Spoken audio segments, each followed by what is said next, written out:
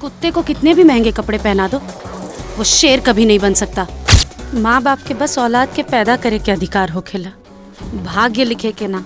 सड़क पर बदतमीज नियर लड़की के छेड़ल ठीक ना हो खेला। के छेड़लस तो रहे? उहे अंकल के बदतमीज लड़का प्रभात। हम एगो मर्द से प्यार कइले बानी, कौनो ना मर्द से ना। बेटी, रउआ अपन इज्जत खातिर हमके मार भी सकेनी ना, तो इनकरा पहले रउआ के हमके मारे के पड़ी। कौन इतना जल्दी बाकी जानते हो उतारू भल बनी जी? निराहु के भाई, हाँ निराहु के भाई, निराहुआ के ब्याह तय कर देनी। हाँ अरे भौजी, खानदानो ऐसन कि बस नाम सुन के सिट्टी पिट्टी गुम हो जाए। वक्रतुंड महाकाय सूर्यकोटि समप्रभा। जजमान परिवार कैसा लागल? इनमें पंडियो जी के बहुत बड़ी योगदान बा। अच्छा माने कि रउआ लोगन के पास हमरे बेटा का ब्याह करावे के अलावा कौनो दूसर काम नहीं खे ना? नहीं खे, तू जा सीधे घर जा, हम आवा तारी तोरा से बतियाए। चला जा। नहीं खे? हाँ चिड़किया ढेर पड़ गइल बा, कोटी दे। हटा। हाँ? ए जजमान, आए बुढ़िया ब्याह में दिक्कत ना नु करी? बुढ़िया माने भौजी ब्याह में दिक्कत ना नु करी है? इतना बढ़िया घर बार ना मिली। ना ना, रउआ चिंता जिल करी, माँ भगवती के आशीर्वाद बा, कृपा बा। ये मिता, हाँ भौजी के मिजाज हमरा कुछ ठीक नहीं बुझात। हम तोरा घरे ना जाइब, तूहे दोनों आदमी जा और भौजी के देखा। अरे कैसे करा के गाँव वाला मुखिया बना देलक डरपोक। अरे जा। ठीक बा, जा जा। चली चली चली, बिहाने आ जाइए बाकी। मान ली कि वो लड़की के ब्याह करे खातिर हम रुआ लोगन से कहत तनी, तो आगे चल के कोनो दिक्कत ना नु होई? दान दहेज वाले कोनो बात नहीं नु? अरे रउआ चिंता जिन करी पंडित जी। अरे ऊ का ओकर बापो ब्याह करी, ब्याह होई तो होई। एक बार लइको से तो पूछ ली। अरे का पूछ ली? हम ओकर बाप है कि ऊ हमार बाप है कि हम पूछ ली ओकरा से? हाँ कि ना? अरे बू का देखले बारू, जा बुलावा ओकरा के। आ खुद ही फैसला कर लेती, तब बक बक करत रहलीन। बस अपने के टाइट रही। बेटा घरे में नहीं खे? अरे गोइल होई कहिया वारागिरी करे हैं? अरे नहीं खे जी, देखी ना चिट्ठी लेके गइल बा। देखी ना तनी पढ़ी। पढ़ी तो तनी पंडित जी। शादी करे से पहले ओकरा से पूछ लेहल जाला जेकरा शादी करे के बा। आ शादी तबले हम ना करे जले अपना पाँव पर खड़ा नहीं हो जात। और शादी के इतना जल्दी बा तो बाबूजी से कह दे माई कि खुदे शादी कर लेस। हाँ? आई व्यवहार से तंग आके हम खुदे आत्महत्या करे जा रहल बानी, वो बड़का बगीचा। अरे रवा सोचत का बानी जी, जाई हमार बेटा आत्महत्या करे गइल बाटे। अरे दुनिया के पहला आदमी बा कि मोरे की जगह बता के गइल बा। अरे जाई ना रउआ। हाँ, हम जात बानी। जाई ना। हाँ हम जातनी। जाई। ससुर के नाती कही के। क्या करो? अरे लटके उठके से डराई लू, तब पेरवा काट दे, ससुरा दबा के मर जाई, बुझलू? हाँ। अब लेकिन भौजी तू कुछ कहो, हमार दक्षिणा तो फिक्स बा। वो कैसे भैया? अब शादी होके चाहे श्राद्ध, पंडित के दक्षिणा तो मिलबे करी। महाराज जी क्या करते?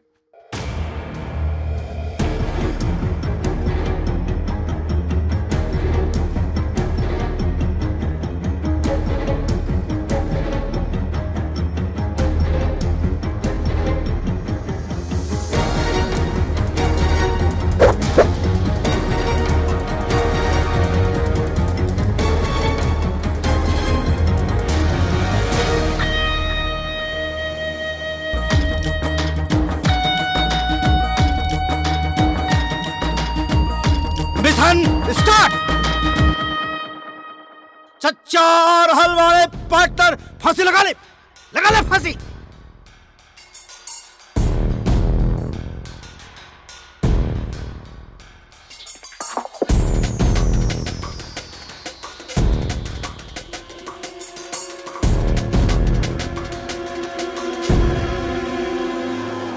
बहुत दुख देले बा हमरा के, आज ससुरा के हमरा छोड़ा बहुत सताइले बा हमरा के ना।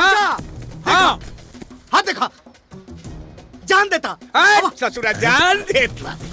चाचा चाचा देखा देखा देखा, देखा जान दे था। रुका रुका रुका रुका। ना बाबूजी, आज हमके मत रोका, आज हम जान दे दे। जल्दी फसरी लगाओ। लगाओ फसरी, जल्दी फसरी लगाओ। अगर ना लगे ले लू तो पिरवा काट दे, ससुर वही में दबा के मर जाइबे। अरे रुका न मर्दे, बेटा नु बापन।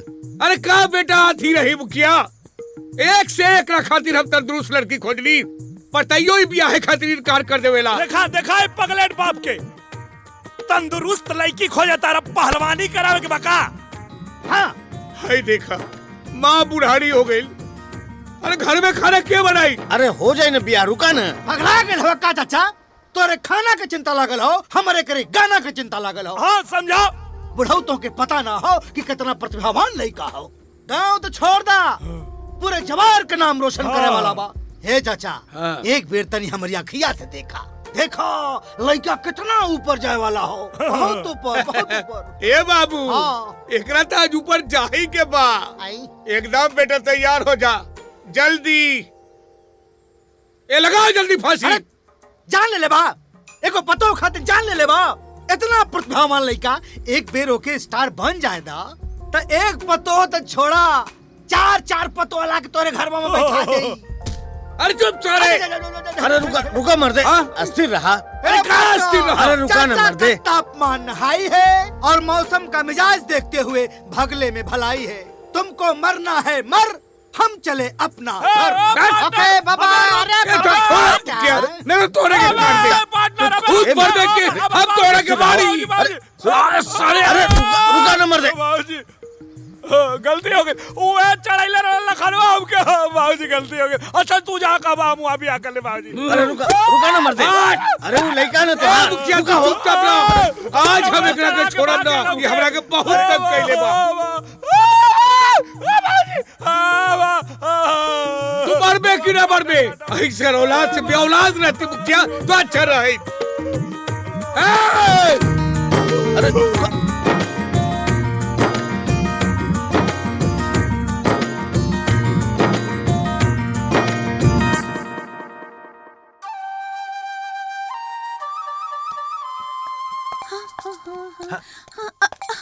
का रबड़ी? कान में कुछ पड़ गया, जरा फूको। इतना रात के कान में तारा फूकी? जल्दी फूको। अरे अरे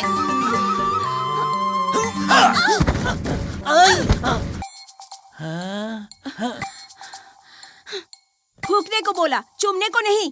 तो फूकते रहो नहीं। हाँ अरे नाक में घुस गया। फूको। अरे चल, अरे फूको जल्दी।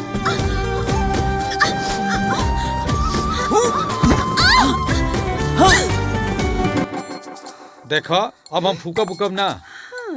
लाज नहीं क्या बात? जा तो ना, जा। इतना रात के फुकवावे आ गेलू।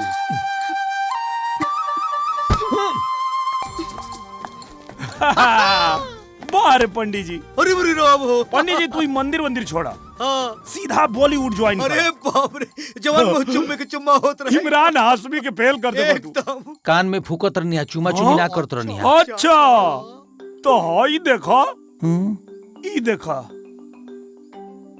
ई देखा तारम कान। का भाई? बाप रे बाप। फूका थवा के चुमा थवा। ये जजमान, पूरा जजमान का जियान हो जाई। अच्छा एके डिलीट कर दिलोगी। अच्छा हाँ। ए पार्टनर, हाँ उपाय बताओ कैसे डिलीट होई? तो चरित्रहीन पंडित जी, मामला एकदम सॉल्व हो जाई। समस्या ज्यादा ना बा, उपाय एक बतावत हिम तोके। हमारा पार्टनर के बियाह नहीं करेगी। अब चाचा के तू कैसे मैनेज करबाई? तो हाल लुकाउठा हमने के ना। हम चाचा के मैनेज कर दे। हाँ खाली हमारा जजमनिका के ध्यान रखिए। एकदम जजमेंट तो का गई ध्यान था। रख। तू चिंता मत कर, बस तू अपन काम कर। एकदम चाचा के मैनेज कर हमार काम बा। करबो ना। पक्का? ए पार्टनर, इनकरा कान में फूको। इधर आइए। सुकुर सुंड भुकुर भुन।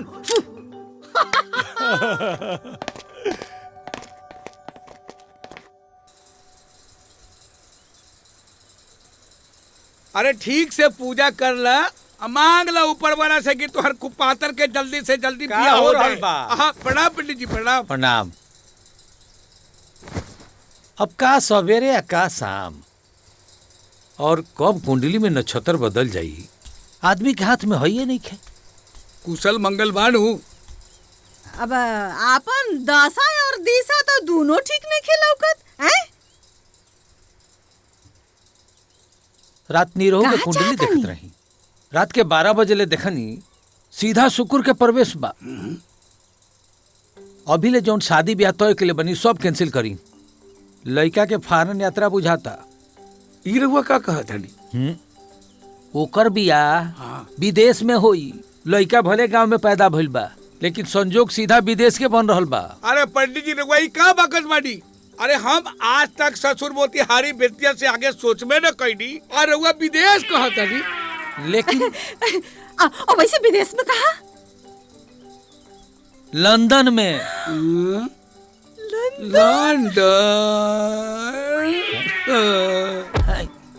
अरे जुत्ता सुन, हाँ जुत्ता जुत्ता। अरे तोरा नानी के सांप काटो। मिर्गी तो नहीं खेआइल बेटा, बाकी एक बात के फुल गारंटी बा, एक जिंदगी में ब्याह कब न होखी। जिंदगी भर रनुआ रही रनुआ। चुप रही। रउआ के का पता पुरुष का भाग स्त्री का चरित्र कब बदल जाए? ये तो भगवान ने के जानत। बिल्कुल। और चाचा जी, हाँ मान लगा अगर ब्याह फॉरेन में हो गई तो हम का कह सकिला? लड़का से पूछा, हाँ, दूल्हा एकरा बड़े के बाद ब्याह एकरा करे के बाद तो हम का करी? तो सही बात बता दी का पंडित जी? बता दी। जब सब सही हो रहल बा तो फिर झूठ काहेला?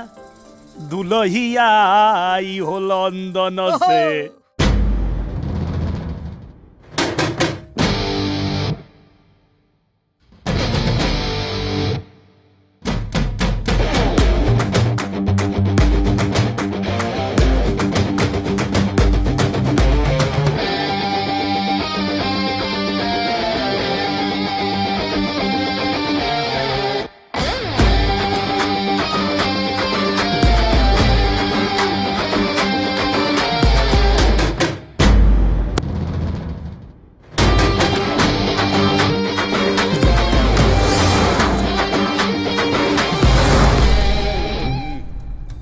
क्या बोला?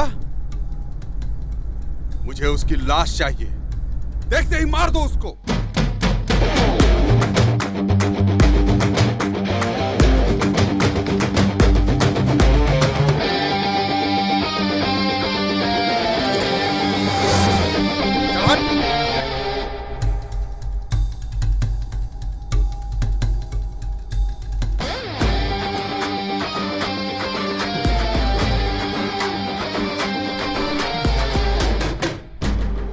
Stop.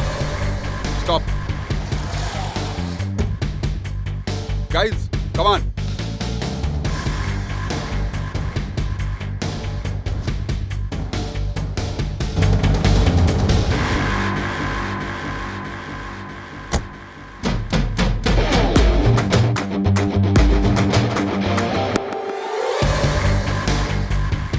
Wow. What a beauty. दिल में उतर जाओ, रानी बना के रखूंगा, वरना जान ले लूंगा। I love you. हाँ या ना? Not at all. कुत्ते को कितने भी महंगे कपड़े पहना दो, वो शेर कभी नहीं बन सकता। सही बोली।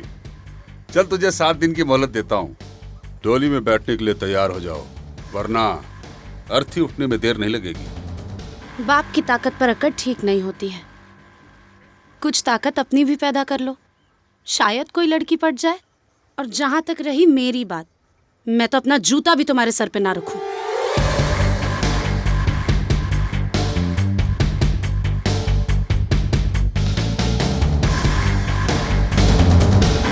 तीखी मिर्ची मिल जाए तो चबा चबा के खाएंगे। चूल्हा जलाने वाली नहीं, हम पे हुक्म चलाने वाली चाहिए। Let's go guys.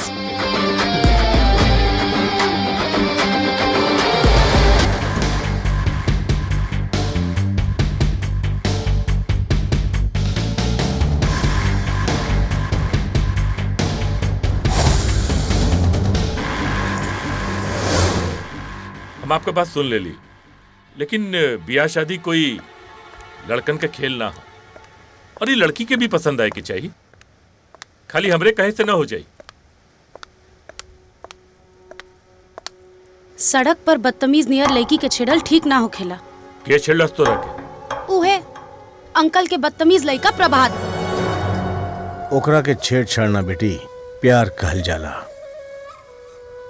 वैसे भी बेटा के जीत बाप के शान बा। शादी के दिन तय करी, वरना।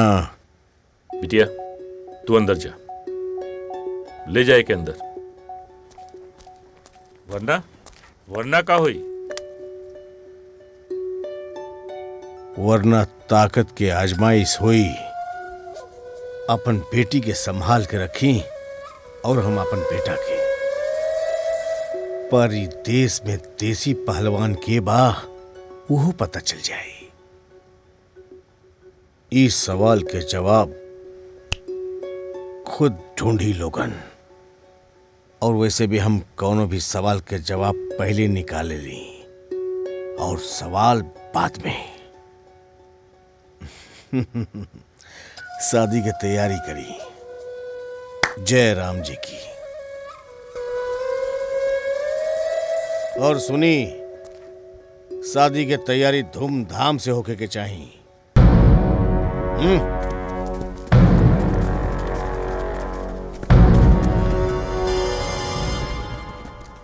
ये नालायक के बेटा हमार दामाद ना बनी, वरना हम बेटी के साथे जान दे देब। तू चिंता मत करा, हर शेर के ऊपर सवा शेर होला।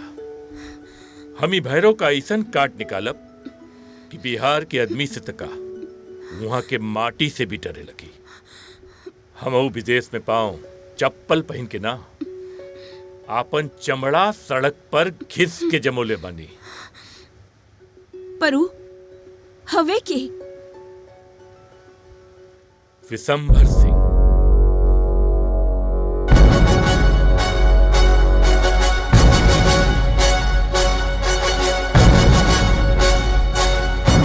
चाय पीजिए। नमस्ते।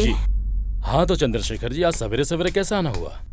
अब जिसकी बिटिया सयानी हो जाती है वो समय क्या देखेगा। बिटिया की फोटो दिए थे आपको, पर आपकी व्यस्तता के कारण कोई जवाब नहीं आया, इसीलिए हमने सोचा खुद ही चल के पूछ लें। नहीं, मेरे को कुछ ऑब्जेक्शन नहीं है, पसंद है। और हाँ, बेटे को भी पसंद है, बस माता जी के ऊपर। बोला ना बेटा। जी दादी। हमहो देखनी फोटो, हमरो पसंद आइल, लेकिन हमारे को शरत बा। हाँ? शर्त? कैसन शर्त? हमरा लड़के में संस्कार आ संगीत देसी चाहिए। हम चाहता नहीं कि जब वो पतो बन के घर में आवस तो हर सुबह अपना संगीत से ये पूरा माहौल के देसी खुशबू से भर देस। आप तो बिल्कुल हमरे मुंहे का बात छीन ले ली। अरे हम हर साल 2 साल में एक बार अपने बिटिया के भारत जरूर भेजिला। अच्छा। काहे कि ओकर संस्कार और संगीत बिल्कुल देसी बनल रहे के चाहिए। बहुत सही, तब तो ठीक है बाबा बुआ। जब हम सब लोग खुशी से हाँ कर रहे हैं तो हम बहुत जल्दी माता जी को लेके आते हैं बेटी को देखने के लिए। जी स्वागत है आपका। जी, लेकिन अगर वो भैरव सिंह बीच में आया तो? भैरव सिंह? चंद्रशेखर जी, जब किसी के पांव में कांटा चुभता है ना तो कांटा निकाल के फेंक देते हैं, पांव नहीं काटा जाता है। टेंशन नहीं लेने का। ठीक है, हम निश्चिंत हैं। तो ठीक है माता जी, हम चल रहे हैं। अरे चाय तो पी के जाइए। अरे ना, ऑफिस जाने में देरी हो जाएगी। अच्छा प्रणाम। जी प्रणाम। चलते हैं। खुश रहो।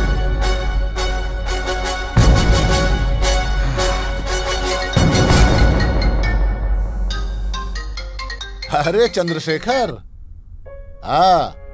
हाँ भैया प्रणाम। खुश रहा बाबू, खुश रहा। का हाल बा? ना यहाँ सब ठीक बा। एगो खुशी का खबर देवे के बा। हाँ बोला।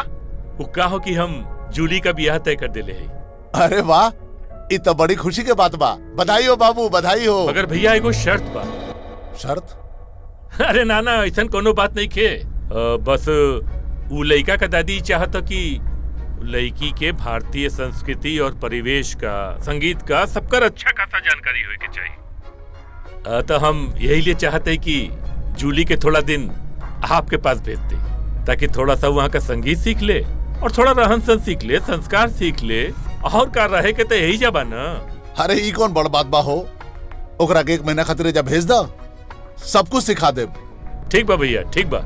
तो हम ओकर सब तैयारी करके आपके फोन करत थे। अच्छा अच्छा, आवेदा आवेदा। ठीक बा, घर पे सबके प्रणाम। खुश रहा। अच्छा फोन रखा थे भैया। ठीक बा ठीक बा, जियत रहा। केकर फोन रहल हा जे रउआ इतना खुश हो गई नी? अरे चंद्रशेखर के फोन रहे। जूली बिटिया गाँव आ रहल बिया। जायदाद में हिस्सा लेवे के? अरे भगवान, वो यहाँ संगीत सीखे आ रहल बिया। फिल्म में काम करी है? एकदम दिमाग से पैदले बाड़ू। ओकर शादी तय हो गई बा, वो यहाँ संगीत सीखे आ रहल बिया।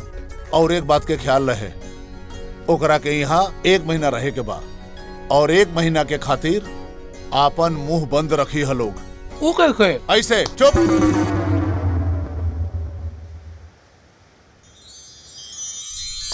ये बात तो सही बा। हाँ हाँ ला जूली तो आ गई। हाँ। जूली बिटिया। जी पापा। तनी यार आवा ना। बिटिया तू इंडिया जाए का तैयारी करा। इंडिया काहे? सवाल नहीं। देखा कहो कि अगर भैरव और प्रभात से पीछा छुड़ावे के हो तब बिशंभर सिंह के परिवार से बढ़िया परिवार हमनी के लंदन में ना मिली। लेकिन पापा वो प्रभात से डरे के का जरूरत बा? डरना बेटी, डरना हमनी की इज्जत का सवाल बा। वैसे भी विशंभर के परिवार के तू अच्छी तरह से जाने लो। बस वो लोगन का एक गो डिमांड बा कि उनके परिवार के होके वाली बहू के संस्कार, संगीत दोनों में भारतीय परंपरा होवे के चाहिए। पर डैडी अभी हमके बिया। तोहार बाबूजी सही कहता नी बेटी, उ राक्षस के पीछा छुड़ावे बदे बाबूजी के बात मान ला। पापा। अरे बेटी, हम तो हर दुश्मन है का हैं? जौन भी सोचब तोरा भला के लिए सोचब। ठीक बन बेटा। अरे ज्यादा सोचे मत, जाए का तैयारी करा।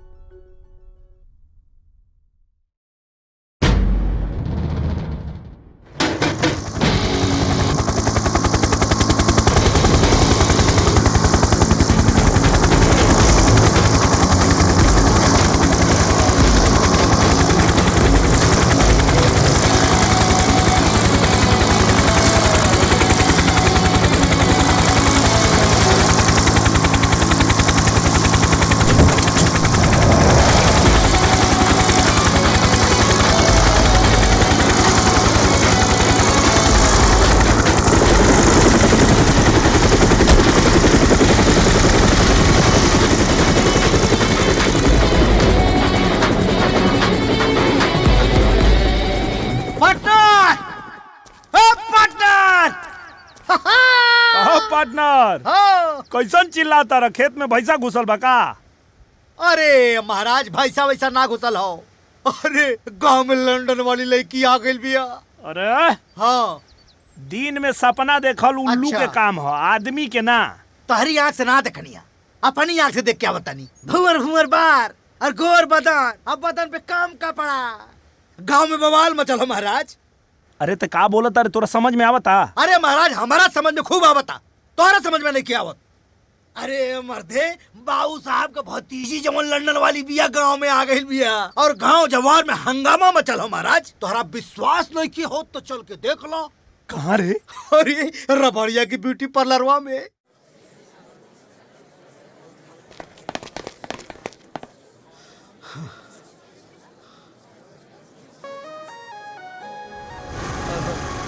यहाँ तो बहुत लंबा लाइन लगल बारे। तनी धीरज रखा, निम्मन चीज पावेला तनी धीरज रखे के पड़ेला। हाँ।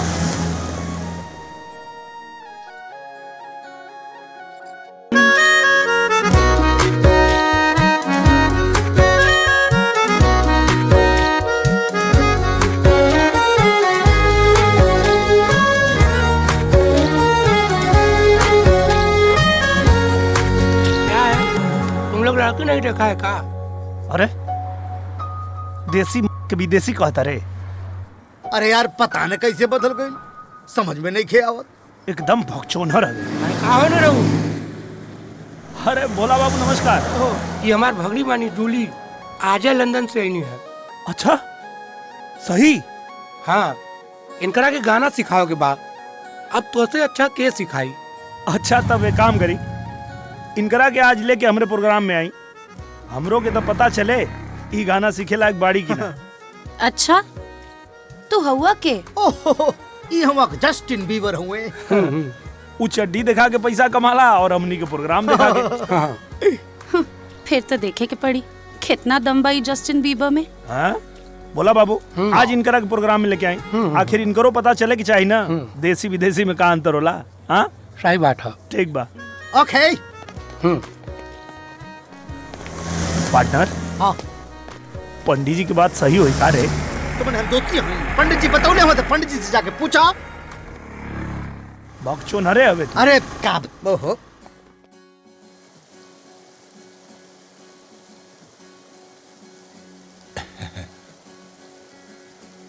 तोहरा के रूप में देख के जी खुश हो गई बिटिया। और टीचर भी मिल गया। और का साथे साथे संगीत के पढ़ाई भी शुरू।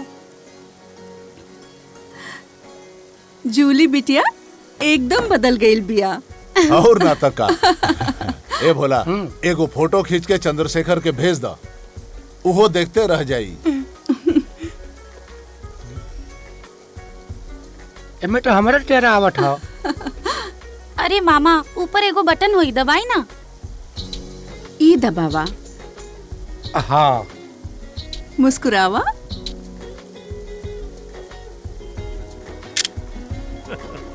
एक बात हम कह देता आ रउआ सुन ली, हमरा तो बियाह एकदम देसी चाहिए। अपना गांव जवार में जगन होला ना वही गन, कोनो लंदन वंदन हमरा ना चाहिए। हाँ खिचला हमरे खुके आवाला, बेटा बेटा ना आवत। दी हम भेज देता नहीं। पानी पी। एक मिनट, ये देखी बियाहे का बात करत रहनी और गाँव से बिटिया का फोटो आ गई। भैया ये देखिए, इसे कहते हैं हिंदू संस्कार, है ना माँ? देखिए। हाँ देखी देखी फोटो।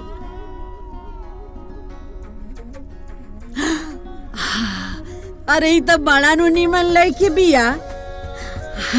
ए बबुआ हमरा तो ये पतो चाहिए, ई लड़की जेकरा घर में जाई वहाँ तो दिन दुगुना रात चौगुना उन्नति हुई। और बउआ के जल्दी बियाह करो। चंद्रशेखर जी जल्दी से हमारी बहू को बुला लीजिएगा। जी जरूर। ठीक बा। हम जाके अब सब हाँ, तैयारी हाँ, में लग एकदम जाते। एकदम तैयारी करिए। प्रणाम भैया जी, प्रणाम। प्रणाम प्रणाम। अरे अब तो खुश हो ना माँ? हाँ बाबू हम तो बड़ी खुश बानी। एकदम बुझाता जैसे हमरा भारत देश में हम चल गए। पार्टनर अगर तो ऐसा ही मेहनत करत रहले नु तो वो दिन दूर नहीं खे जब हम तो के सिनेमा लाइन में पहुंचा दे। क्या बात करते? यस देख तो के ते पता बटवे किया कि लड़की फुल इम्प्रेस भी है। हाँ? बस बाबू हाथ जोड़ता नहीं कि ते अपन दिमाग मत लगाई है। अच्छा कहे से कि जब ते अपन दिमाग लगावे ले तो कुछ न कुछ गुड़ गोबर जरूर होला। तो के ते मालूम हो कि है नीचेवा से लेके ऊपर तक हमारा दिमाग है। हाँ। है दिमाग के लगावे का काम हमार। हाँ। तोर काम खाली अपना गायकी पे ध्यान दो। ठीक। ओके ओके माई। कहाँ डूबल रहा लोग हैं? अरे माई गृह लक्ष्मी लावे के तैयारी हो रहा बा। अच्छा हे माई हमके तो लागे तो पंडितवा की बात सही हो जाई। सुना हाँ ओ पोंगा पंडित में ना तोरे चच्चा के भरोसा हुई, हमारा के ना। हे माई ऐसा बात नहीं खे, उ लागत पंडित जी के बात एकदम सही है। सचो सचो। अच्छा लेकिन ये बेटा एक बात बता, अगर तोर बिया हो लंदन वाली से हो जाए तो करे वो भोजपुरी बोली की अंग्रेजी रे? ए चिंता मत करा, उ खाली लंदन में रहल बिया, ओकर पूरा संस्कार भोजपुरी वाला है। अच्छा अच्छा तब ठीक बा। माई अगर एक बार लुग्गा पहन के घूंघट निकाल के तोरा सामने आ गई नू तो तोर करेजा जुड़ा जाई। अच्छा तब ठीक बा। अरे का बात हो रहल बा जी? अरे एकरा के लंदन वाली लड़कियां मिल गई जी। हाँ? अरे ये क्या निकले सा? का मिल गई? एक बात और, मिलल हो गई तू तो भागई ना।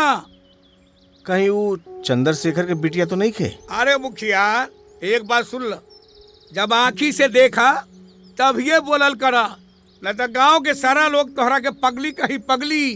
ठीक बा, हमरा के हमरा बेटा पर भरोसा बा, बुझाइल। आ एक बात और सुन ली, आज से खाना पानी चाहे ना तो अंग्रेजी सीख ली। हाय देखा, अरे जवानी में हम पढ़बे ना कैली, अब बुढ़ौती में इंग्लिश पढ़ी, अंग्रेजी। अब सीख ला मीता, न तो बाद में गड़बड़ हो जाई। अब ओके ओके ओके या या या ठीक है। सुना, हमनी के दोनों आयल बाड़ी घूम के टूटी का टूटी तेरी के।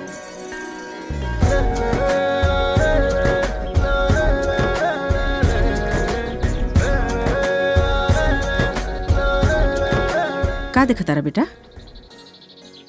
माई, हाँ? तो रोके वाली पतो लंदन से आयल बड़ी। अच्छा।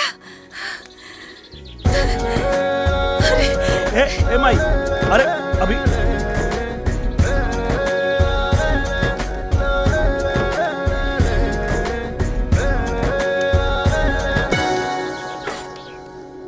बड़ी सुंदर बिया हमरा बेटा को पसंद।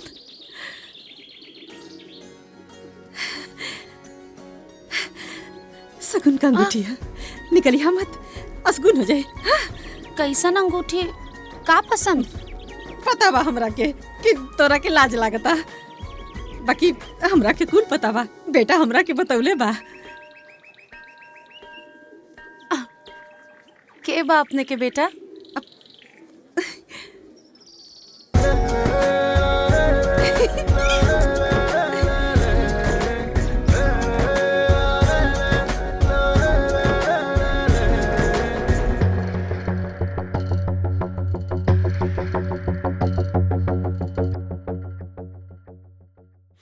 दिल तो करता है कस के थप्पड़ मारी। काहे? 2-4 दिन तो से हंस बोल के बात का कर लेनी, ओकर ई मतलब समझ लो तू। हमार शादी तय हो चुकल बा, मेहरबानी करके अपन नजरिया बदल लो, वरना अगर हमरा परिवार के लोग के पता चली ना तो तोहर नजर निकाल ली है। नजर निकलला के बाद भी हमरा आंख में तोहरे तस्वीर नजर आई।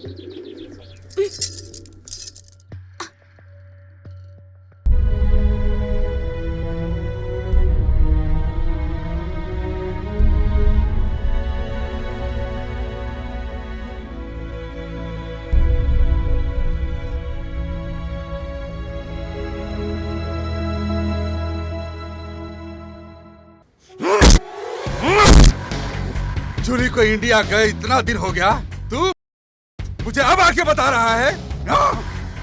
उसकी वजह से रातों की नींद और दिन का चैन खो गया।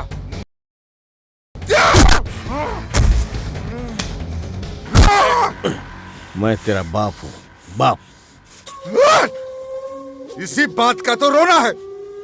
जूली इंडिया चली गई और आप बेटा, वो सिर्फ इंडिया चली गई है, इस दुनिया को छोड़ के नहीं गई है। अगर वो साला बिसंबर आज बीच में नहीं आता ना, तो जूली तुम्हारी गोद में लेट रही होती। वो बिसंबर भी ऐसा वैसा आदमी नहीं है, शेर है शेर। और शेर जब बुढ़ा होता है ना, तो उसकी ताकत का अंदाजा करना मुश्किल हो जाता है। मेरी बात समझ में आई कि नहीं? हैं? तो फिर एक बात कान खोलकर सुन लीजिए, जूली मेरी गोद में नहीं, दिल में बैठी है, दिल में। और मेरा दिल शेर और कुत्ते में फर्क नहीं मानता। जूली नहीं मिली तो जलजला आएगा, और उस जलजले में चंद्रशेखर और विशंबर को ढूंढते रह जाओगे। ये मेरा धमकी नहीं, फैसला है।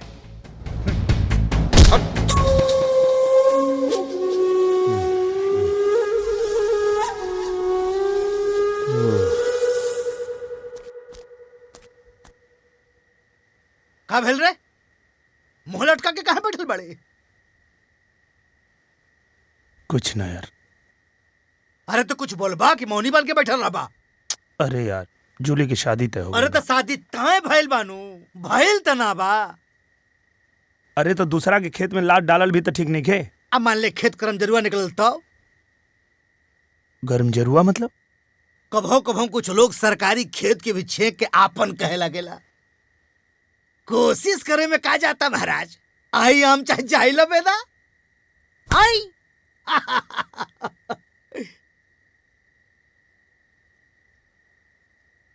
बिना आहट के आंखों से दिल में उतरते हो तुम, खुदा कसम क्या लाजवाब इश्क करते हो तुम।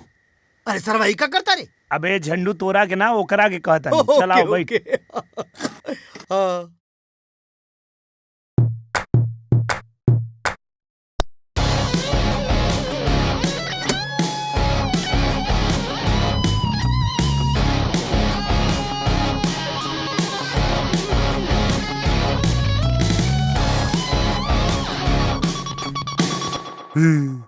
प्रणाम ससुर जी।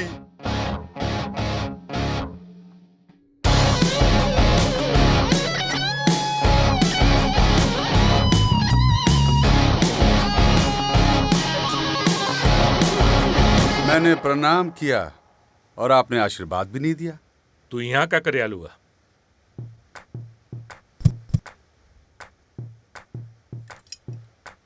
मैंने सुना जूली को आपने इंडिया भेज दिया।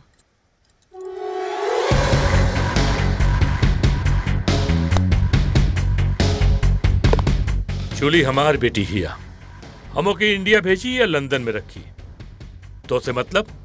वो मेरी जान है। और आपको क्या लगता है उसको मुझसे बचा पाएंगे? हम अपने बिटिया के तो से बचा भी ले और तो से अच्छा लड़का से होकर बियाह करके भी दिखाई। जूली की शादी कब और किसके साथ होगी ये तो समय बताएगा। ससुर जी।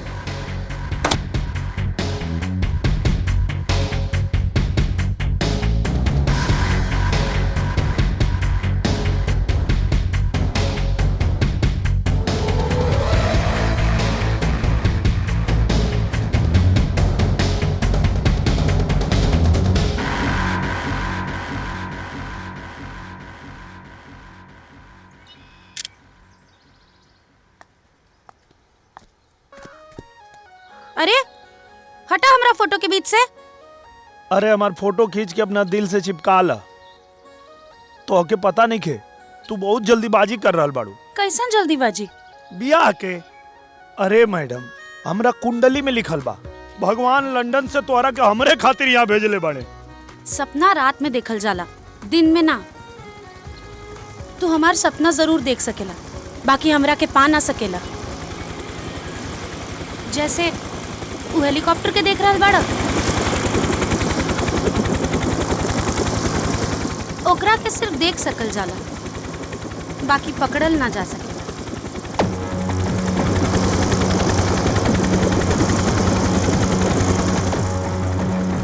हाँ? अरे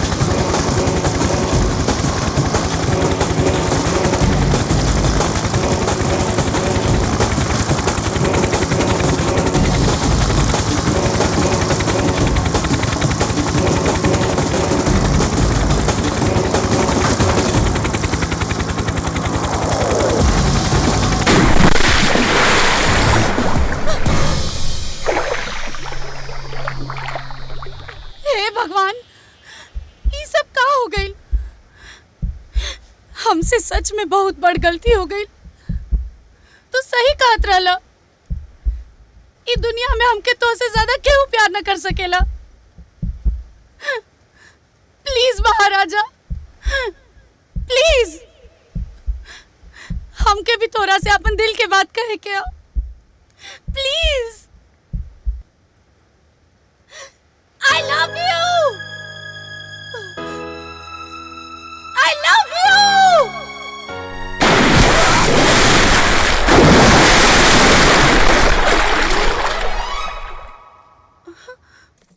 नमस्कार विशंबर बाबू। अरे बिटिया के शादी तय भी कल हैला और अपना चाहने वाला के न्योता भी ना दिहला। ये तो बहुत गलत बात बा।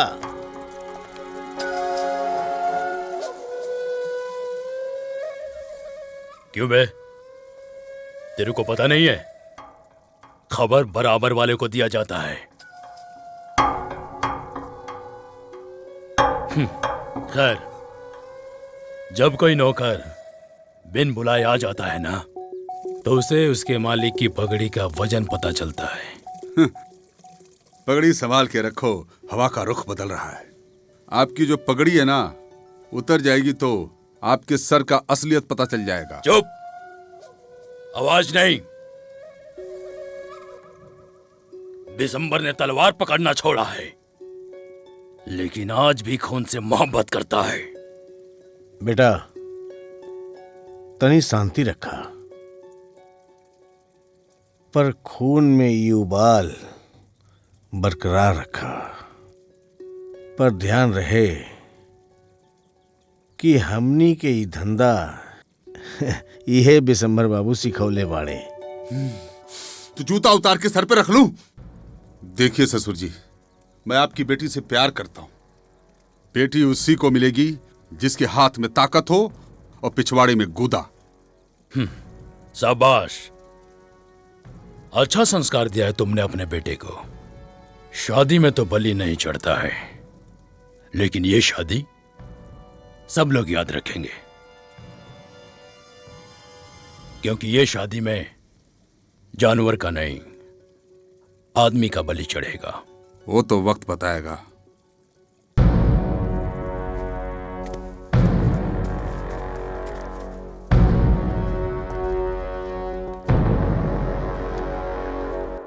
इच्छा पूर्ति माई के साक्षी मान के हम तोहरा के आपन बनावतानी। यहाँ जौन कुछ भी मांगल जाला सब पूरा होला।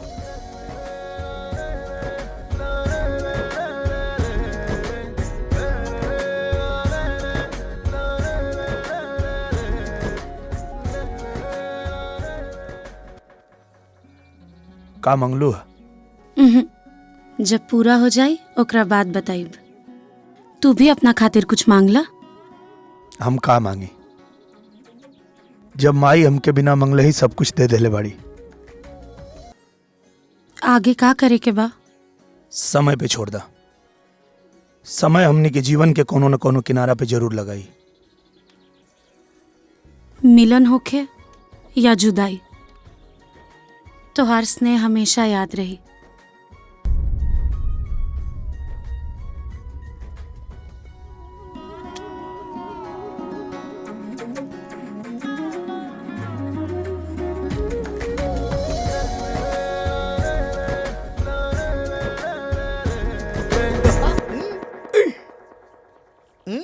कब पार्टनर लगा तो लंदन का लड़की संग्रामेपुर रह जाई। कुछ कहो। हाँ। हमार भविष्यवाणी एकदम हे पंडित जी, भविष्यवाणी ना, अंधेरा के हाथे बटेर लग गई हो। अरे जायदा, पता ना कब सरस्वती माई केकरे जुबान पे बैठ जाए। हाँ, ई तो हो। चिंता मत करा, ब्याह के ठेका तोरे के मिली।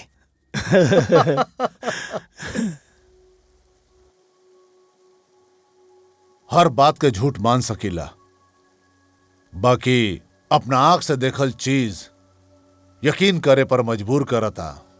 और मजबूरी ना चंद्रशेखर जीजा जी के पगड़ी के निरहुआ के डूटा के नीचे लेके जाई।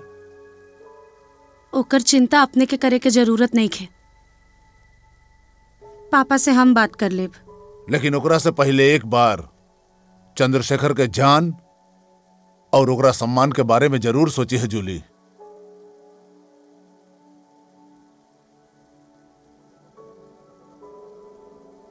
अरे कहाँ?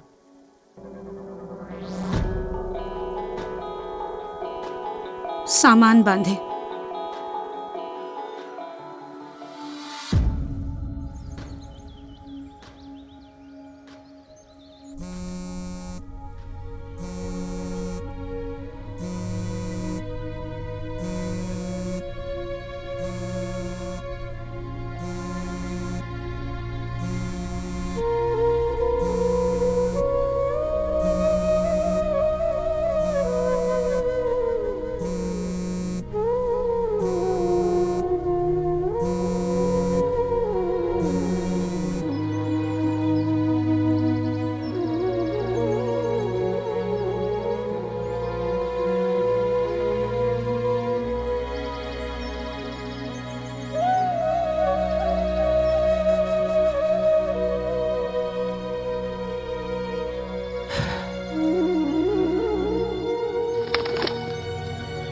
हाँ भाई पार्टनर, काय बहुत परेशान लगा तेरा। अरे यार का तरीका है, इतना देर से फोन मिला होता नहीं, फोन नहीं क्यों उठावत? कौन बात ना, हो सकता है नेटवर्क प्रॉब्लम हो तो बिजी लगाओ, फिर से लगाओ, एक बार और लगा ला। अरे कब से तक लगावता नहीं तो कौन बात ना, एक काम करा तू, एक काम करा मैसेज दे दा। कब को मोबाइल नेटवर्क में ना होला हमारा, तू इतना टेंशन काहे लेता रहो, मैसेज करता जब नेटवर्क में ही है तो मैसेज मिल जाएगी। करा।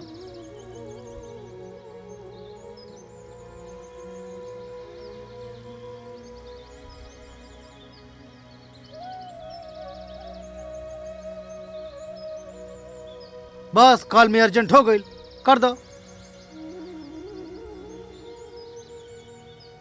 अब इतना टेंशन मत ला महाराज तुम।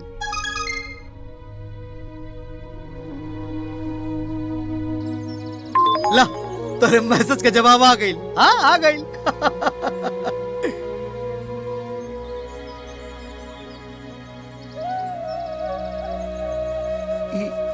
ये कहा यार, ये कैसे हो सकेला महाराज? प्यार नहीं करती हूँ मतलब? ई कहा? टेंशन मत ला।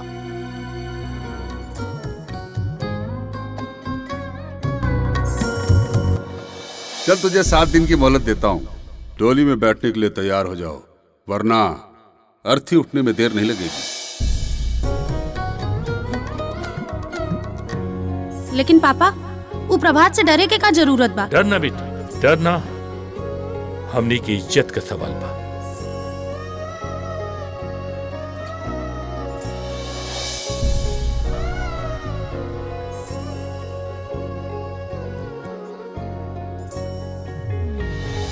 सकुन का अंगूठिया निकलिया मत, अस्कुन हो जाए। हाँ?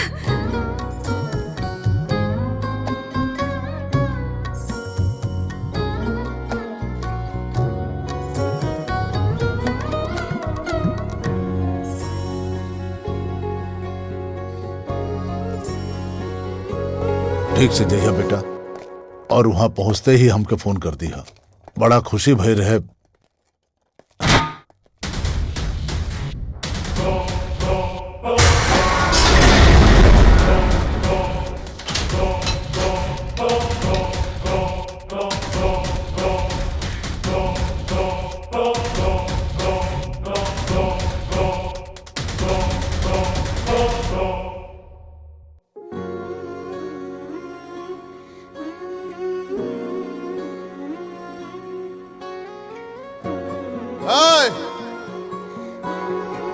फाटक के अंदर ना आवे के चाहिए, और अगर आवे के कोशिश कैलस या आ गई तो हाथ पैर तोड़ के फेंक दिया लोग।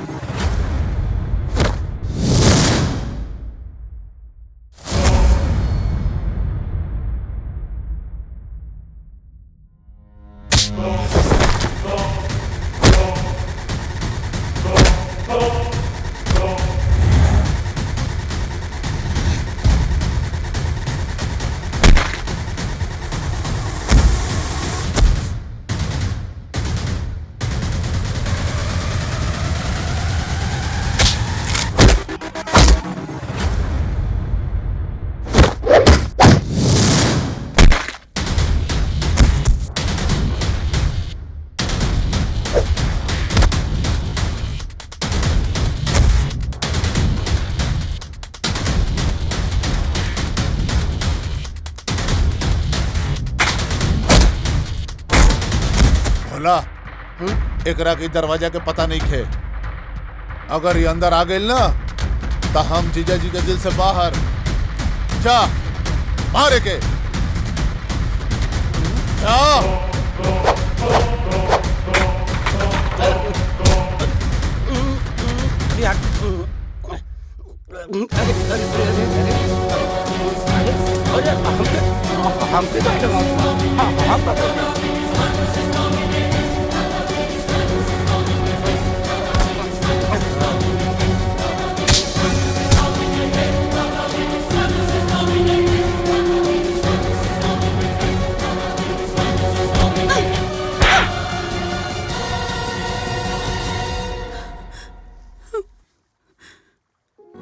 जूली ई कहा मवाली पना के जवाब।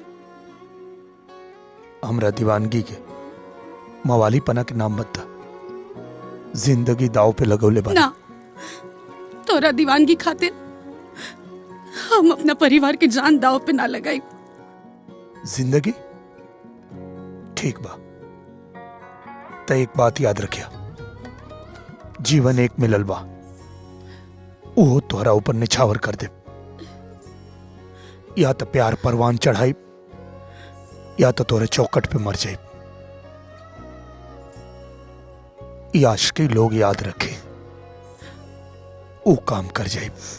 राय एकरा कितना मारा सन कि एकर आशिकी के भूत एकरा देह से पसीना ना खून बन के बाहर निकले।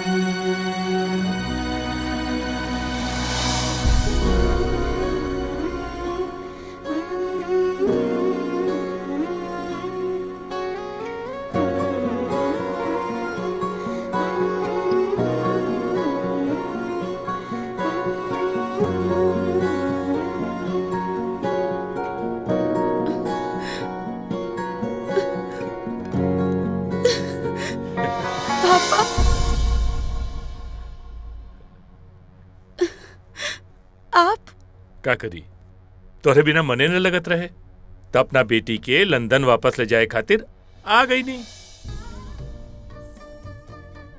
और का चंद्रशेखर, जुग जमाना ठीक नहीं खे। सड़क के ढूल कब सर के ऊपर चढ़ जाई आदमी सोच भी नहीं सकला। कोई का सोच हमरे सोच के ऊपर हावी होखे ये हमरा के बर्दाश्त नहीं खे, फिर चाहे वो हमार देश होखे चाहे होकर संस्कृति। लेकिन पापा हमार तो मन करता कि हम यहीं जे रुक जाएं। धूल धक्कड़ गरीबी और गंदगी से जंग लड़के 30 साल पहले ही देश छोड़ के हम बाहर चल गल रहनी। पता ना पापा, लेकिन हमके तो लागेला कि यहाँ के माटी में बहुत ताकत है। इतने दिन में अपने के बेटी के बदल के रख देलस। एजा के हवा पानी हर चीज एक अजीब सा सुकून दे रहल बा। बाकी जैसन अपने के आदेश। बात के समझा चंद्रशेखर, जबाने कर बा, बाकी बोले निरहुआ के बोल रहल बिया। अच्छा तो चला चल के ओकरा से भी मिल लिहल जाए, जो एक झटका में हमारे बेटी के हमरा से छीने का कोशिश कर रहल बा।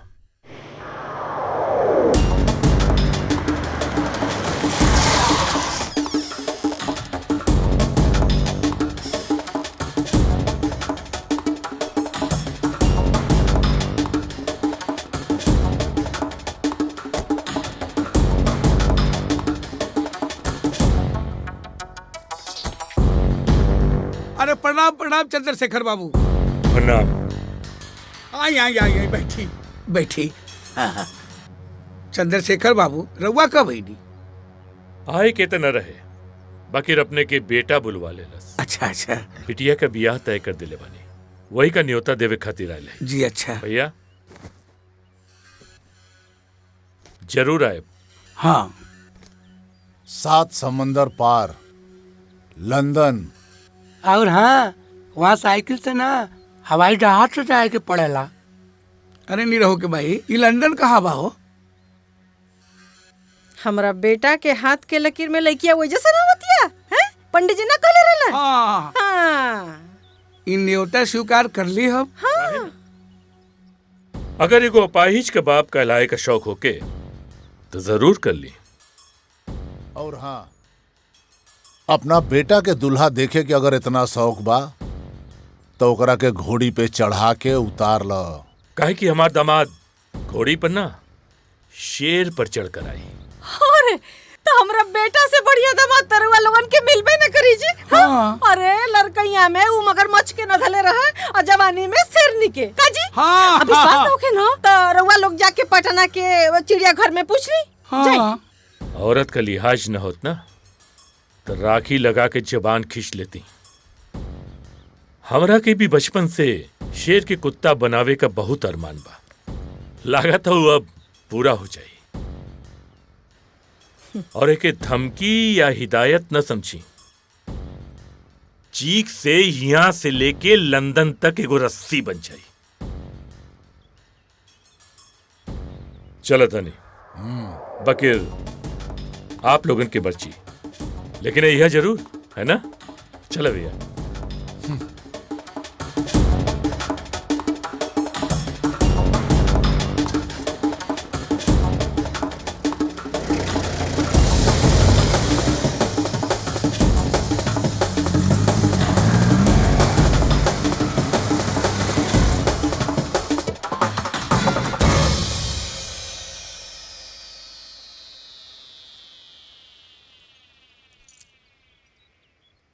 के रहल बाबूजी? कुछ नहीं बेटा, बस तोहर ससुर आला ना अन्यथा देके बिना चाय पानी कैले ही चल गई ना। ऐसे भी बेटा, बेटी के बाप बेटी के घर के पानियों न पिएला, काहे कि पानी पिए से नर्क में जगह मिली। जीवन के फैसला करे बेटा हम कमजोर पड़ गई नहीं। आज हम फैसला कैले बानी दिल दिमाग दोनों से। बोल बेटा, पूरा करबे? बोली बाबूजी। ई जमीन जायदाद बेचे के कहे न पड़ जाए, बाकी सिर्फ और सिर्फ हमरे घर के पुतो उ चंद्रशेखरा के बेटी बनी।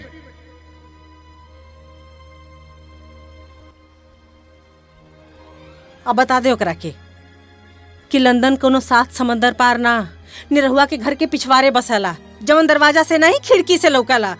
हाँ पार्टनर, चलो बोलो लंदन।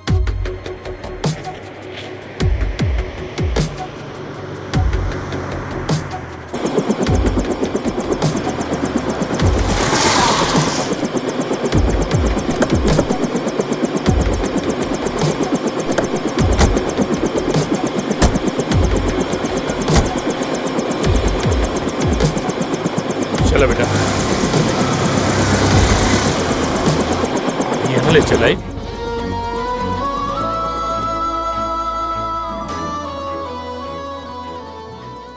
हमरे बेटी के दिल आयल भी तेगो नचनिया पर।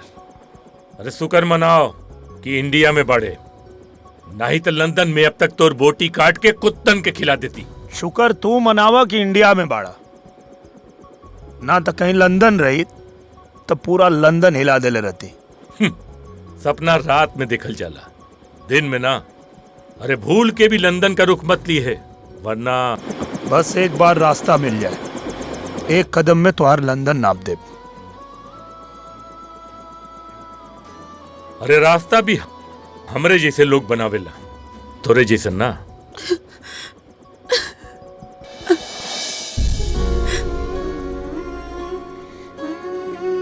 जूली, का चिल्लाता रहा? हमरा कुंडली में लिखल बा कि हमार दुल्ही लंदन से आई। तो अपन देह मजबूत कर ले, 1 लाख टुकड़ा कर दे। 1 लाख ना, 1 करोड़ टुकड़ा करबा तब वो इनका के हमरे दिल से ना निकाल पाइबा। और हाँ, एक बात याद रखा, मंडप दुनिया के कोनो कोना में बनाला तो हर दमाद तमई बनम। जूली चला। हाँ हाँ चलो चलो। हम तो और इंतजार करब।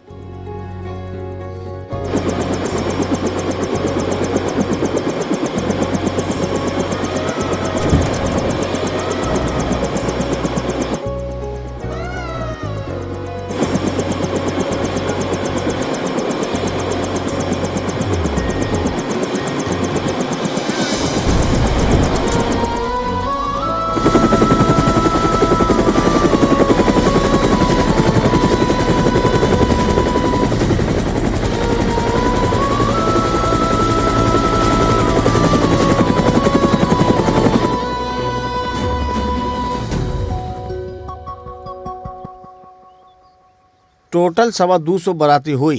350। सबके बरात में बोलोले बानी, लंदन जाए के पैसा कहाँ से आई? हमन के सूट सिए के ऑर्डर दे दिल बन जा। नीरव भैया, हमनी सब बाराते चलबे करब सोन। सब जाई कैसे? पार्टनर बताई। बताओ। अरे तो अमन करे क्या कहा हो? कपड़ा लगता है एकदम कर्रम मार के साफ सुथरा करके, पहले बस में, फिर नाव में, एकरे बाद लंदन में, ओकरा बाद पूछ क्या होता नहीं। अरे केकरा से पूछे जाता ना। अरे छोड़ा, सब के ऊपर आती चली, तू लोग चिंता मत करा, बस अपन अपन पासपोर्ट बनवा ला लोग। ऐसे पासपोर्ट बनवावे में खर्चा कितना आई? 1500 रुपया। पासपोर्टवा तो खैर बन जाई, लेकिन एक बराती के लंदन जाए आए में खर्चा कितना पड़ी? एक बराती के आवे जाए रहे खाए में 2.5 लाख रुपया के खर्चा है। 2.5 लाख? करे बेटा, जब तू एक बराती पर 2.5 लाख रुपया खर्चा करबा तो ये लोग नेवतवा कितना करी हैं? अरे हाँ तो मुखिया जी बात ही आई। अरे इसे कहाँ गई ले? मुखिया हो गई लोग न्योता की व्यवस्था करे।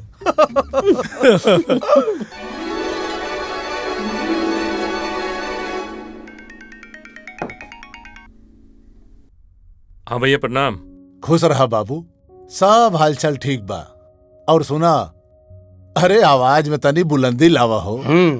और बिटिया के शादी आराम से करा जी। कि वो सब वीजा पासपोर्ट में अझुराइल बढ़न सन। अरे भोला अपना आंख से देख के हमरा के बतौले। और वैसा हम बताई ना कि लंदन कोनो जोश के बल पर ना, पैसा के बल पे जाला। आई है उन्हें सबके पास नहीं खे।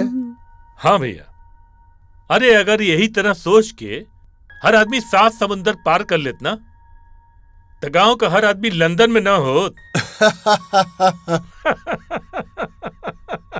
ठीक बा भैया, ठीक बा, प्रणाम। खुश रहा। का बात भइल? तुहार लड़की के आशिक के हवा निकल गई। बेटी, अब तोहू सपना भूल के हकीकत पे जिया, आपन नई जिंदगी शुरू करे के कोशिश करा। वो कहो न कि हकीकत और सपना में बहुत फर्क होला। हकीकत ई लंदन बा और सपना गांव।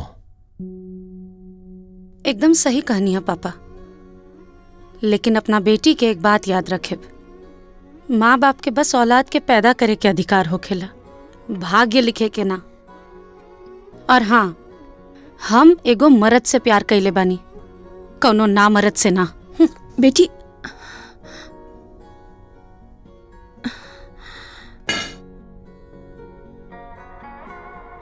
देखा तू टेंशन मत ला, हम सब सेटिंग कर दिले हैं। ठीक बा भाई, 2 दिन में पासपोर्ट मिल जाई। अच्छा ठीक।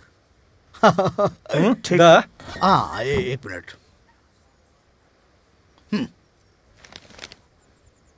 और ये गिना मत, बाद में देख लिया। हाँ ठीक बा, 2 दिन। नमस्कार, प्रणाम। अब महाराज तुम्हें काहे गिरौले हवा? परसों पासपोर्ट मिल जाए, बस लंदन जाए खाओ। फ्रॉड ना ना महाराज, तू सबके हमारे कैटेगरी में काहे जोड़ा यार? हाँ साहब, कैसे करके वीजा करवा दी साहब, हमारे पार्टनर के जिंदगी के सवाल है साहब।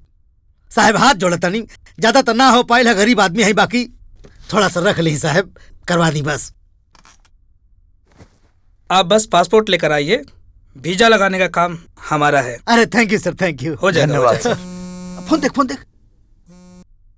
Hello Julie. अच्छा, अरे तू चिंता मत करा।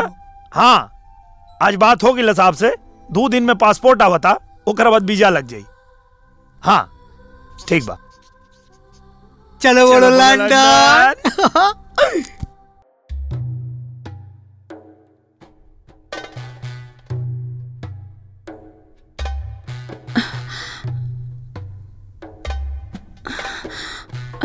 का भाई कुछ ना।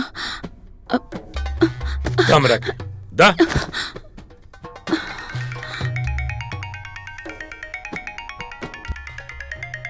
हाँ हेलो। हाँ जीजा जी प्रणाम। बोला बोला का भाई। अरे पासपोर्ट हमारा हाथ में आ गई बा। अच्छा सच में? आप बेफिक्र होकर शादी करी। चला ये तो ठीक भाई। अब वो लंदन कब्बो न पहुंच पाई। अरे अब सारा रास्ता तो बंद हो गई बा, ओकर ना पहुंच पाई। ठीक बा। पार्टनर चलो बोलो लंदन कि पूरे लंदन ठुमक। अरे यार।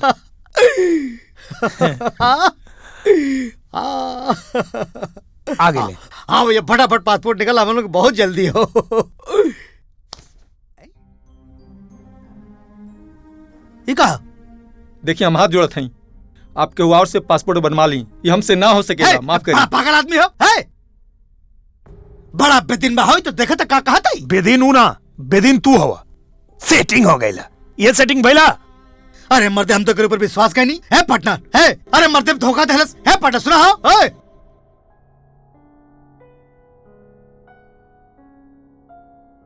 जूली बेटा का बात बा? माई के साड़ी काहे लौटा देलू? पहन ले एकरा के। देखा बिटिया, बिजंबर अपने परिवार के साथे तोरा के देखे बदे आवत अड़े। बचपन से तोहार हर बात मननी, तोहार हर इच्छा पूरा कईनी। ई तू का करत तारू? हमारे को छोटा सा बात न मनबू? तो के विश्वास न होके तो फोन करके पूछ ला। सच और झूठ के परछाई पर से पर्दा हट जाए। पूछ के अपना विश्वास के कमजोर करे के नहीं चाहत पापा। पिता के मर्यादा पति के सम्मान से कहीं बड़ा होखेला। लेकिन हमरा यकीन पे भी रहुआ ताज्जुब करब, काहे कि हमरा पता बा कि चमत्कार बेर बेर ना, लेकिन कब्बो कब्बो तो जरूर होखेला। एकर मतलब कि हमार तजुर्बा आज टूट जाई। एक बच्ची के बचपना और बुजुर्ग के तजुर्बा में। जैसन तो हर बच्ची।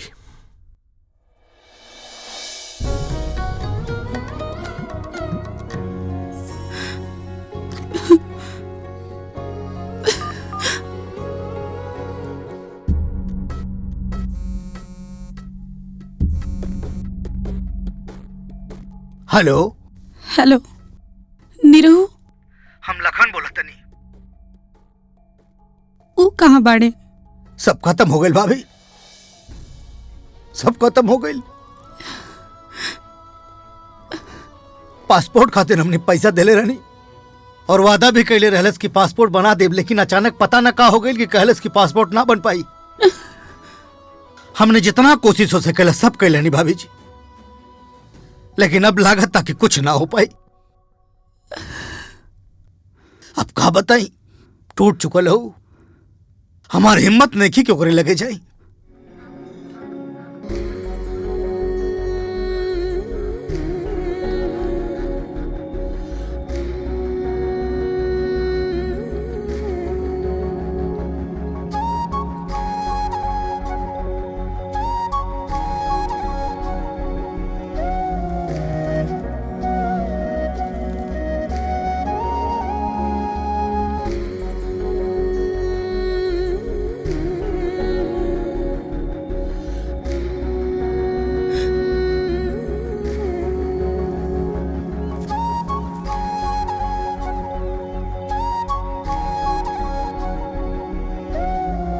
जूली बिटिया,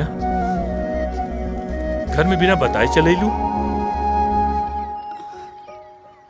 देखा बिटिया, जॉन भी भैला बुकरा के भुला दे और एगो नया जिंदगी शुरू करा। हम तोहार बिया यहाँ बहुत धूमधाम से करब। पूरा लंदन देखी, निरहुआ अभी धरती पर ना आ पाई। ये बात अपने दिमाग में अच्छा से बैठा ला। देखा जूली, बहुत मुश्किल से अपना देश से इतना दूर आके हम इज्जत कमैले बानी, और अपन इज्जत बचावे खातिर हम तो हर जान भी ले सकीला।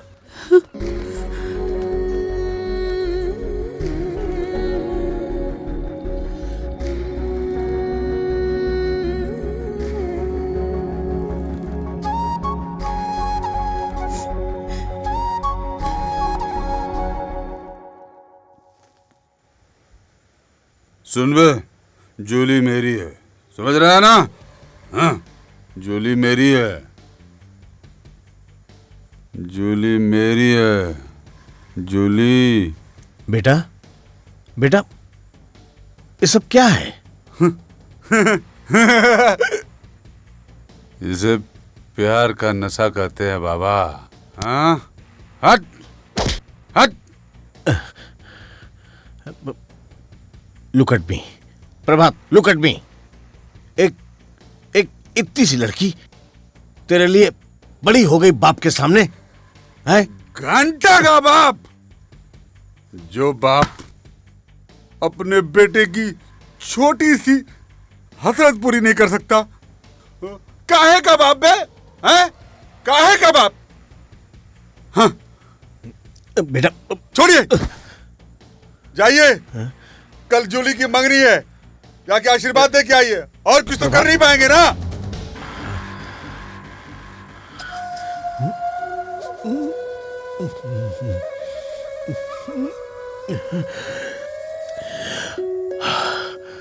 गो गो।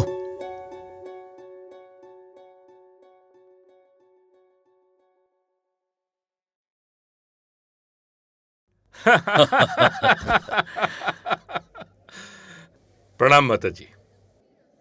प्रणाम प्रणाम। आपके भारतीय संस्कार, संस्कृति, समाज पसंद बना। हाँ। तो हम भारतीय समाज के हर आदमी के अपना पार्टी में बुला ले बानी, जी। और खुद भी भारतीय परिधान में बानी। हाँ। I like it। Thank you. अरे वाह, रउआ तो बड़ा नीमन लगता नहीं। अब बुझाता कि हमनी के भारत के हैं जा। बैठी। ना, हम बाद में बैठब, पहले हमरा पत्तों के बुला दी। काहे ना, अब ही बुला बता नहीं। तनी जूली के त ला, बिटिया तो खुदे आवतिया।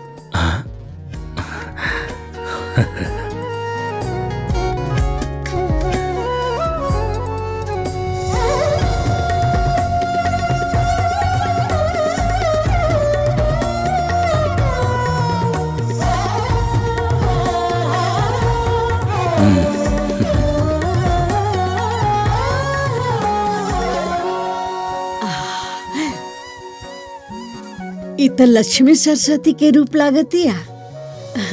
बड़ी सुंदर बिया हमार बिटिया।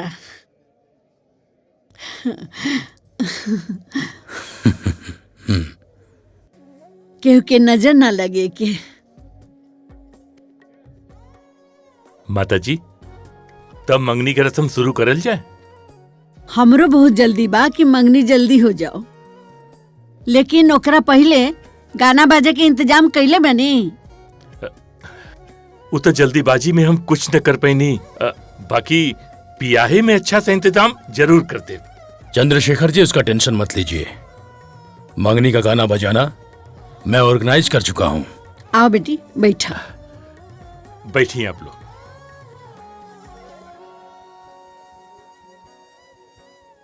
बैठा बाबू, बैठा।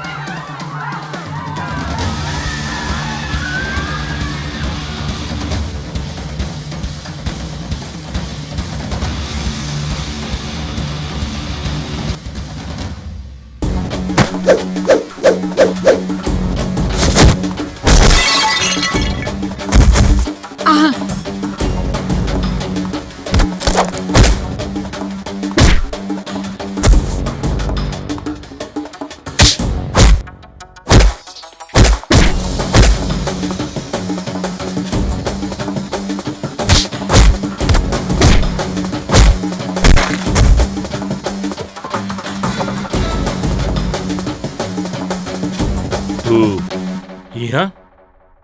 शाबाश शाबाश मेरे भोजपुरिया टाइगर। नाच गाने के साथ साथ फाइट भी अच्छा कर लेते हो। धन्यवाद सर। यही से तक कहे नहीं कि हीरा के पहचान जौहरी ही करेला। अरे हम तो ई लड़का के एक नजर में ही पहचान लेनी कि ई हीरा है, हीरा भोजपुरिया हीरा। देखला देखला हो, नाचे गाँव में तो निपुण बटले बा, आ तहरा लंदन के लखेरन के का छक्का छोड़ा दिलसिया। वाह वाह वाह रे हमर बाबू।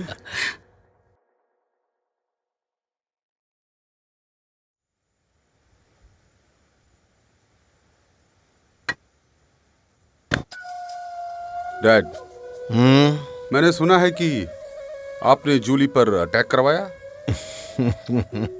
बोल दीजिए डैड, ये न्यूज़ गलत है। देख बेटा, इस दुनिया में तुझे सिर्फ वही एक लड़की मिली है क्या? उससे भी ज्यादा खूबसूरत लड़कियां हैं इस दुनिया में। तू किसी पे भी उंगली उठा दे, मैं कल सुबह ही तेरी गोद में ले आके रख दूंगा, समझा? डैड, आप समझते क्यों नहीं? मैं उससे प्यार करता हूँ, और जूली जैसी इस दुनिया में कोई भी नहीं।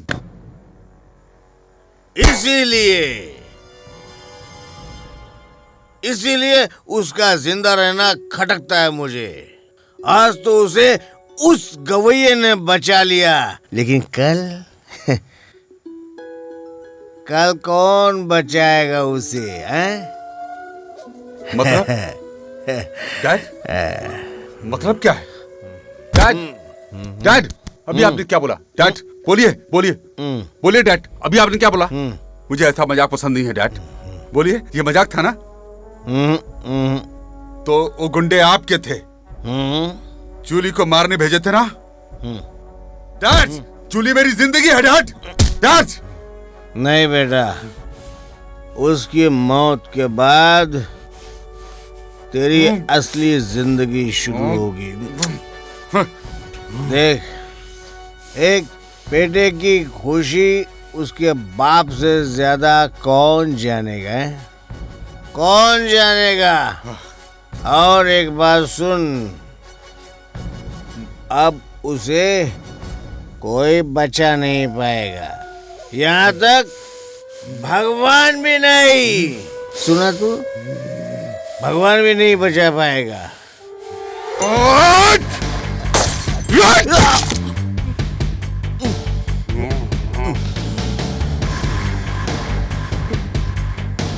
बेटा, वो मेरी जिंदगी है, आप जान लेते तो बाप को मारने का इल्जाम बेटे पर नहीं लगता। Good bye dad. Love you dad.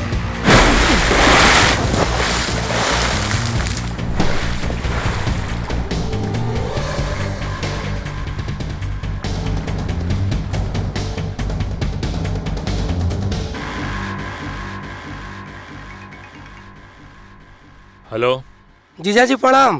प्रणाम राहे तो बोला। एगो छोटा सा काम तू लोग ने कर पैला हैं? इतना पैसा भेजी ला यहाँ से हर महीने हम तो बहुत कोशिश कैले रहनी है, कैसे पहुंच गल वहाँ? तो कैसे यहाँ आ गई और आइल ताइल घरे तक पहुंच गई। पूरे समाज पे हमारी इज्जत का ऐसी तैसी कर देलस। अरे हम तो बहुत प्रयास कैले रहनी है जीजा जी। का कोशिश कर ला तो यहाँ तक आ कैसे गई? ठीक बा, अब हमके जौन समझ में आई ना हम करब। रखा फोन। सरवा कैसे पहुंच गए?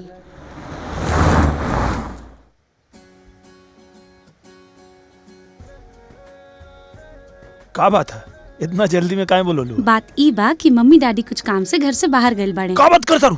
अरे छोड़ो, हम तो सोचनी है कि तोरा के लंदन घुमा दी। नो। अच्छा, तुम दोनों को लंदन में घुमाऊंगा, इसी बहाने इनका कर्ज तो थोड़ा कम हो जाएगा।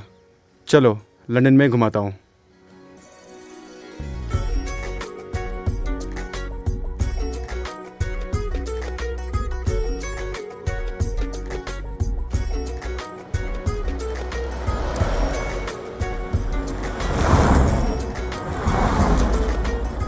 देखो सामने रानी महल है और ए रोड से सीधा जाओगे तो आगे थेम्स रिवर है। अरे मैडम, धन्य हो गए आपके दर्शन पाके। अरे तुम्हारे चक्कर में कितने को मारूं ये बताओ यार।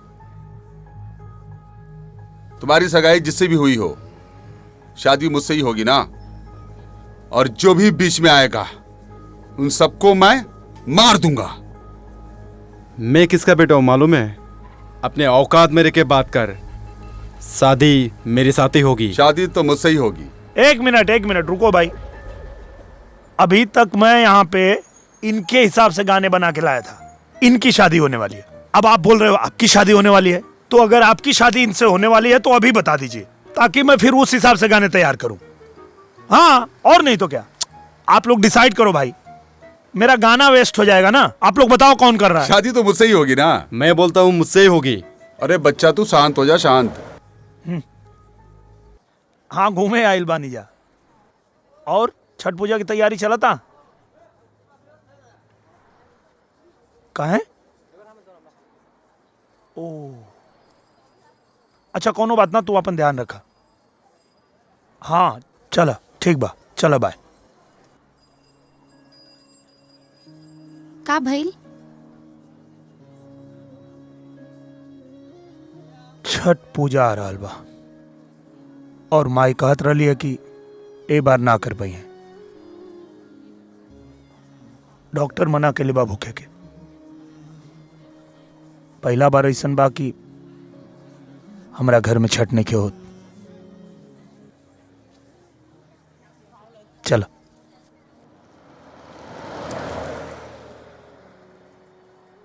का भाई?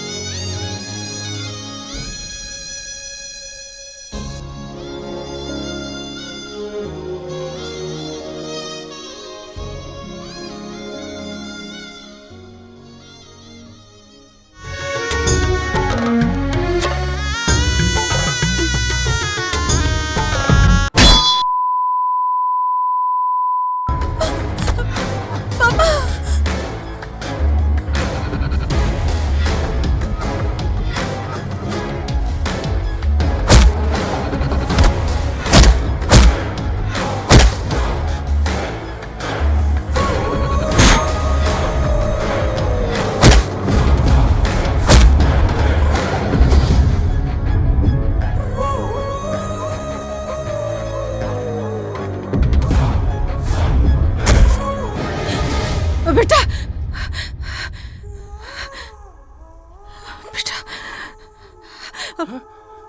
का भेल भाई? आप हमारी बात कराइए पापा। हमारा बेटा संकट में है। सब ठीक हो जाएगी, कुछ ना हुई, तू शांत रहा। बेटा संकट में। फोन उठाओ।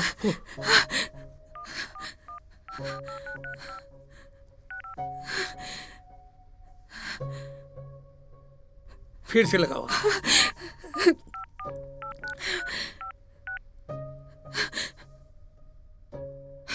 नहीं के लगा? बाहू के लगावा। हाँ लग गेल का?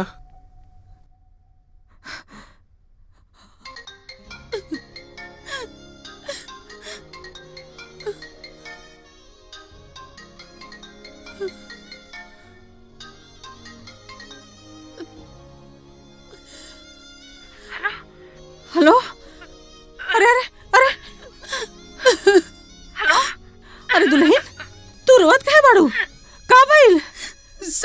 खत्म हो गई माँ जी। पता ना हमके खुद समझ में नहीं किया आवत हम का करी। हमार बेटा कहाँ बा? उनके गुंडा लोग उठा के ले गए। हमार बेटा कहाँ बा? हम छठी माई के व्रत कैले बानी, लेकिन पता नहीं सब कौन चूक हो गई कि ये सब सजा मिल रहा बा। कुछ न होगी, बस तू एक काम करिया, तू व्रत के पूरा कोनो भी कीमत पर पूरा करिया। कुछ न होगी हमारा बेटा के, हमारा बेटा जरूर लौट के वापस आई। हाँ तू बस तू व्रत के कोनो भी कीमत पर पूरा करिया बेटा, ठीक है? हाँ कुछ न होगी बेटा, धीरज रखिया।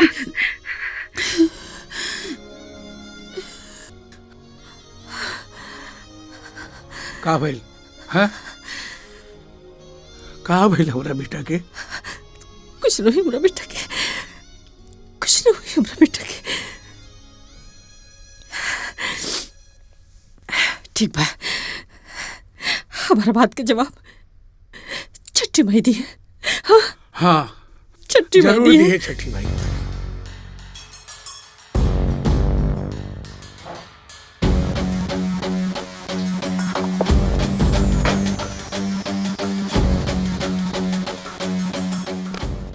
हाँ तो बेटा, उस लड़की के बारे में सोचने से पहले एक बार तो पता करता कि उसकी शादी किसके घर में होने वाली है।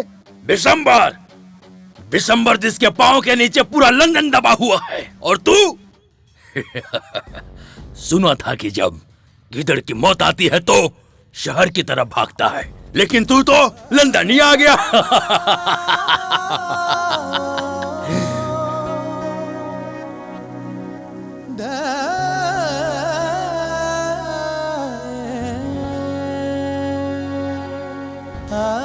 बबुआ, ये बिहार नहीं लंदन है, लंदन, समझा?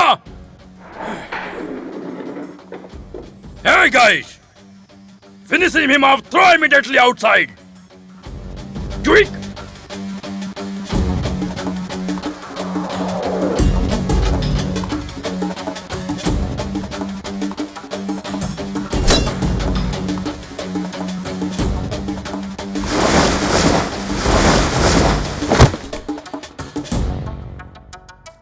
Hey, you good for nothing, fellas! Finish him off!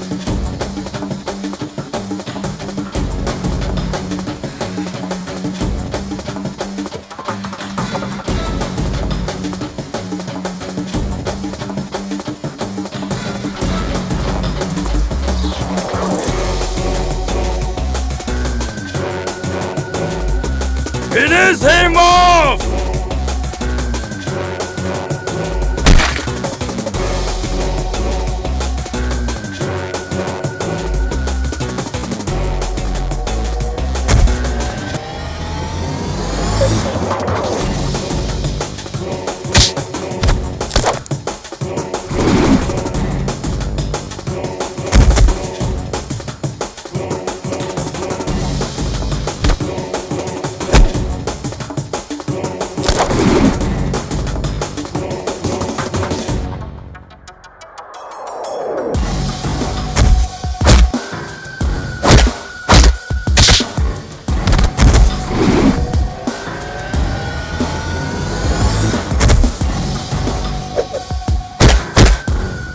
Come on, you bastard!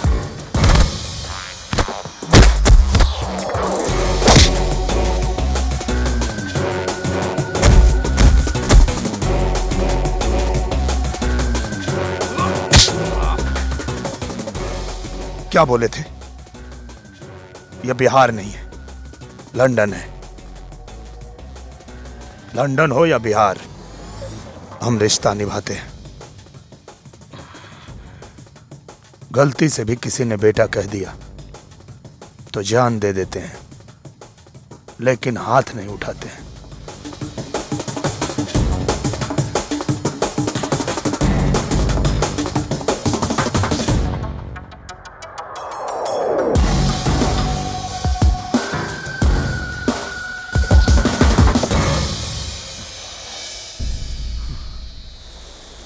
हे छठी मैया, जौन अरग हमरा पति के देवे के चाहिए मजबूरी में हम दे रहल बानी। हमरे सुहाग के रक्षा करियो माई।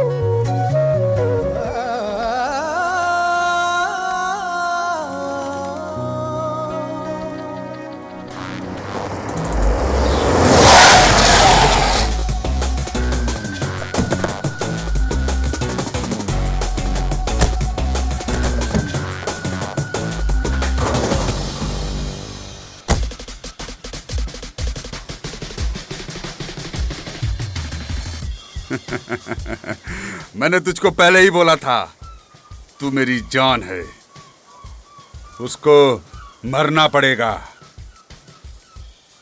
Guys, kill him and bring her back.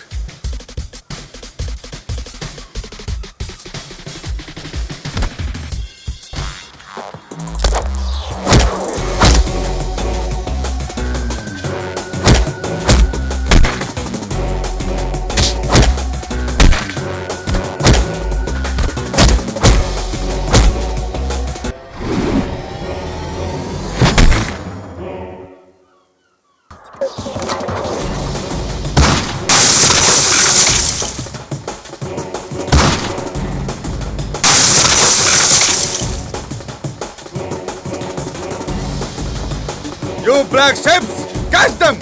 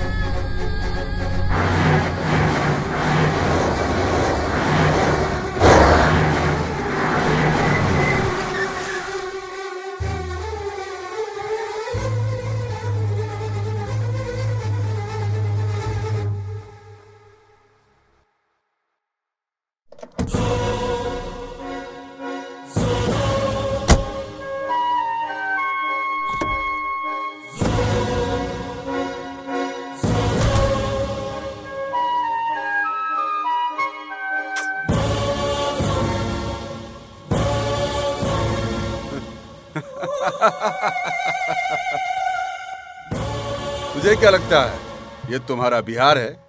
नहीं, ये हमारा लंदन है। तुझे क्या लगता है तू मेरी जान को लेके भाग जाएगा? और मैं बेटा, हमारे नाम नहीं रहुआ। अगर हम भागे पे आ जाएं तो इंग्लैंड की महारानी के लेके भाग जाएं। ये तो हमारी रानी है। Guys, please kill him.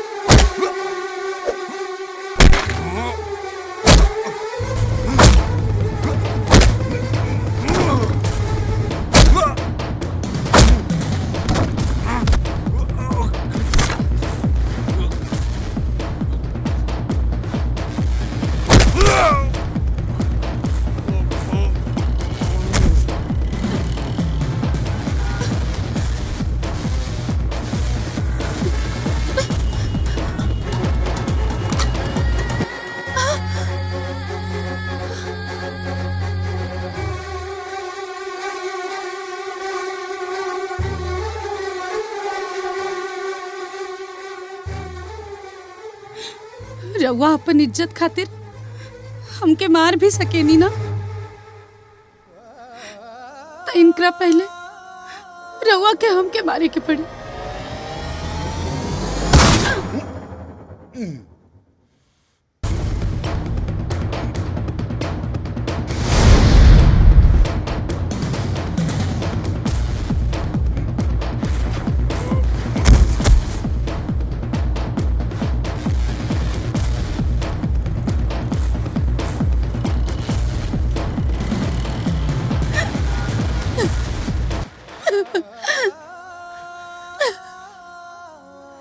हमके माफ कर दे बिटिया।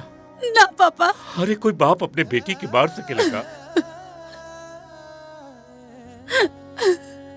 आवा बेटा, आवा, हम तो हार भी गुनाहगार है, तो हमके माफ कर दा। चलिए आवा निरहुआ, हमरे बिटिया खातिर तो से अच्छा वर कब्बो न मिल सकेला। अरे सच्चे प्यार के आगे तब भगवान भी झुक जाला। हम तो एक बाप है, तू लोग जहां भी रहा हमेशा खुश रहा।